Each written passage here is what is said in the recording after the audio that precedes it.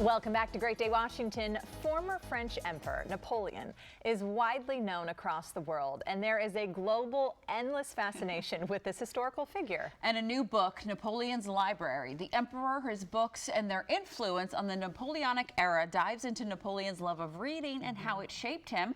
And the author of this new book, Nicolas Sarkozy, joins us now. Good to have you. Thank you for having me. Why Napoleon? I'm going to start with that. Well, let me tell you, there have been more books written about Napoleon than there have been days since his death. So we count about a book and a half a day every day since 1821. He's the most famous world historical figure in the world. Wow. And you did years of research on about 3 years. him? Yeah. Okay. I've had pleasurable research experiences. This was not one of them. Really? Why? No. It was hard to find It was a nightmare. The bibliography of Napoleon is notoriously immense, right? So let's say you find a particular chapter or subchapter. This is a good thing to write about, and you start the research, you do the writing, you're about 4 pages in, and then you find another source which completely contradicts your previous one. And it's this over and over and over again. So how did you decide kind of which way to go?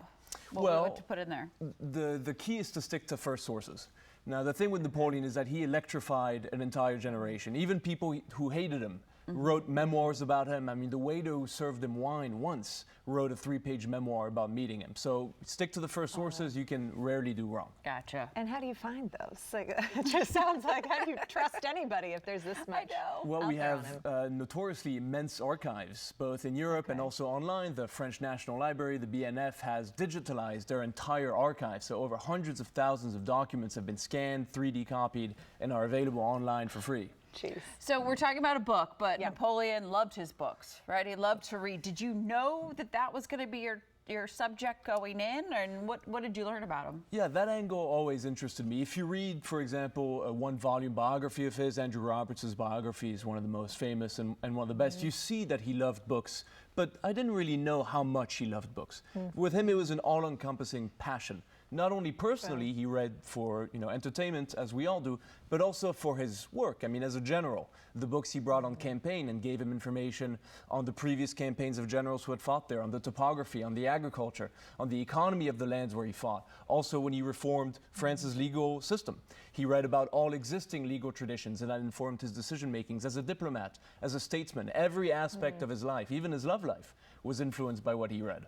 Were you surprised by any of the stories you found out about him? Things you didn't know? So, I mean, if I were to ask you, what is the image that most people have of Napoleon? Probably Like, a shorter guy. Shorter guy. Yeah, warmonger. Napoleon complex. We hear that all the time. That's correct. A misnomer, if I might say. But usually a warrior. That's what you like. If I were to tell you, for example, that in the middle of a battle, tens of thousands of casualties, bullets ricocheting, cannonballs flying, cavalry charges, he would retire to his tent and read a romance novel about one of Marie Antoinette's ladies in waiting, and cry and weep over the romance. I mean, he was a very emotional guy, very weird guy. So in some ways. That is strange. Very strange. So he kind of had this facade, but he wasn't like the man that in the battle. the warrior that we all thought he was to be. Maybe he was definitely a warrior, definitely a great warrior, great conqueror, but also this amazing emotional side. When he was a teenager, and I write about that in my book, he tried to become a writer.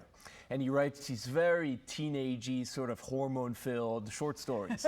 Right? So he writes a short essay on suicide, for example, and he says, "Oh, next time I cross the street and a carriage runs by my way, I will not step out of the way." Very, very melodramatic. Writes a short story about when he lost his virginity for the first time. Also very humorous, very funny little story. This is fascinating. And you put all this in your book. This is, yes, I hope I haven't missed too much, That's great. Well, thank you for sharing a little bit of it. Congrats. Thank you, ladies. Thank you very much. Congrats that the research is done and you can finally say, oh, I can move on. It's much funner to talk about it. Yeah, exactly. You can actually grab Napoleon's Library, The Emperor, his books, and their influence on the Napoleonic era wherever books are sold.